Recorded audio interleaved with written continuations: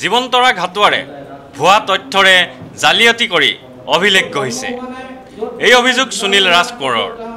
অসম যুৱ পৰিষদৰ সভাপতিজনে অভিযোগ কৰে জীৱন্তৰাই শিক্ষাগত অৰ্হতা বয়স আদিৰ ক্ষেত্ৰত জালিয়াতিৰ আশ্ৰয় লৈছে। গুৱাহাটীত অনুষ্ঠিত এখন সংবাদমেলত শ্ৰী ৰাজকোঁৱৰে প্ৰকাশ কৰে শ্ৰীমতী ঘাটুৱাৰৰ বিৰুদ্ধে তেওঁ উচ্চতম ন্যায়ালয়ত গোচৰ তৰিছে আৰু সৰ্বোচ্চ ন্যায়ালয়খনে এই গোচৰ গ্ৰহণ কৰিছে।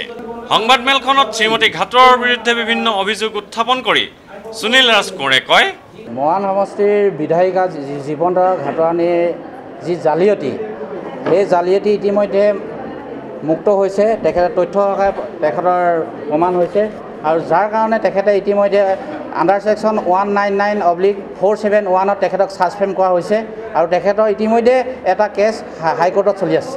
গতিকে এই জালিয়াতি নায়িকা পৱন সিং ঘাটুৱাৰৰ গৃহিণী পত্নী, মৰাণ সমষ্টিৰ তেখেত জীয়ৰীও নহয় বোৱাৰীও নহয়, এই ৰহস্যময়ী নাৰীগৰাকী, যিগৰাকী নাৰীয়ে 1979 চনত তেখেতে জন্ম হোৱা দেখুৱাইছে, মেট্ৰিক এপিয়াৰ হোৱা দেখুৱাইছে চিনামাৰ হাই ছেকেণ্ডেৰী যোৰহাটৰ পৰা।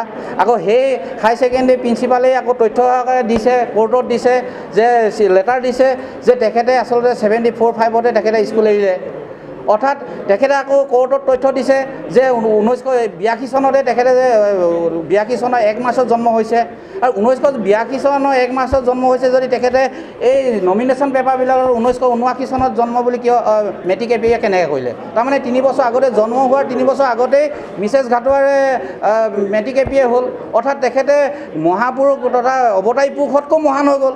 তাৰমানে কি তেখেতে জন্ম হোৱাৰ নে পেটাত মা আহি তেওঁ পূৰ্বজন্মৰ পেটাত মা আহি তেখেতে পৰীক্ষা দিলে নেকি? তেখেতে নিজে তথ্য দিছে, তথ্য সহকাৰে কৈছোঁ আমি যে জীৱন্তৰা ঘাটুৱানীয়ে 1979 চনত তেখেতে কেনেকৈ মেট্ৰিক এপিয়ে হ'ল।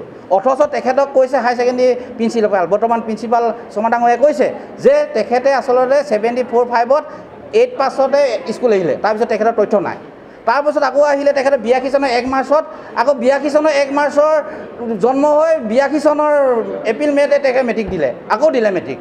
তাৰমানে কি কথা বুজালে? তাৰমানে একেবছৰ জন্ম হৈ তেখেতে মেট্ৰিক দিলে। বা এইটোতো গিনিজ বুকৰ কি বহুত তেখেতৰ একদম বিশ্ববিখ্যাত নাম ল'ব লাগে। এইটোতো প্ৰচাৰ মাধ্যমে হওক বা কংগ্ৰেছ দলে উদ্যোগ ল'ব লাগে, তেখেতক বিশ্ববিখ্যাত কৰিব লাগে।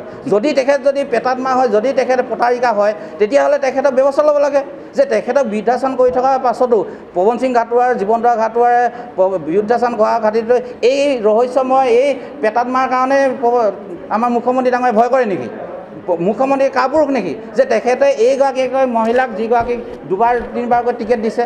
যে মৰাণ সমষ্টিতো বহুত যোগ্যৱান কংগ্ৰেছী নেতা আছে, বহুত যোগ্যৱান স্বাধীনতাবাদী নেতা আছে, যিসকলক তেওঁলোকে এটা পৰ্যায়ৰ পৰা উঠিবলৈ নিদিয়ে, যে পঞ্চায়তৰ প্ৰেচিডেণ্টৰ পৰা তেওঁলোকক উঠিবলৈ নিদিয়ে কিয়? আমি প্ৰশ্ন উঠিছোঁ পৱন সিং ঘাটুৱাক। তেখেতে এটা কথা কৈছিল যে যেতিয়া আপোনালোকে প্ৰচাৰ মাধ্যমত প্ৰচাৰ কৰিছিল যে 9,300 কোটি টকা তেখেতে ছুইচ বেংকত তেখেতৰ আছে বুলি, তেতিয়া তেখেতে চেলেঞ্জ কৰিছিল, কেছ দিম বুলি ভাবুকি দিছিল আপোনালোকৰ সংবাদকৰ্মীসকলক যে আপোনালোকে যদি প্ৰমাণ দিব পাৰে তেতিয়াহ'লে মই ৰাজহুৱা জীৱন দিম। এইটোতো বাদেই যে মোৰ যিকোনো আপোনালোকে অভিযোগ দেখুৱাব পাৰিলে মই ৰাজনৈতিক জীৱনটো বাদেই মই ব্যক্তিগত ৰাজহুৱা জীৱন ত্যাগ কৰিম। আমি এটা কথা দাবী কৰিব বিচাৰিছোঁ যে পৱন সিং ডাঙৰীয়া, আপুনিতো মন্ত্ৰী হিচাপে স্বাস্থ্যমন্ত্ৰী হিচাপে বিফল কাম হ'লেই, আপুনি ডনাৰ মিনিষ্টাৰেও বিফল, কিন্তু আপুনি এটা ক্ষেত্ৰত কিন্তু সফল কাম কৰিছে যে আপুনি নিজৰ মহিলাগৰাকীক এই ৰহস্যময় নাৰীগৰাকীক আপুনি মৰাণ বিধানসভা সমষ্টিলৈ আনি, যিটো সমষ্টিত 5-6খন নদীয়ে ভৰা এই বান বিধ্বস্ত দুৰ্দশাগ্ৰস্ত সমষ্টিটোক আপুনি নেতৃত্ব দি বিশ্ববিখ্যাত কৰি পেলালে। ভিডিঅ' জাৰ্নেলিষ্ট সুশান্ত দাসৰ সৈতে অমৰদীপ গগৈ, চেণ্টিনেল নিউজ, গুৱাহাটী।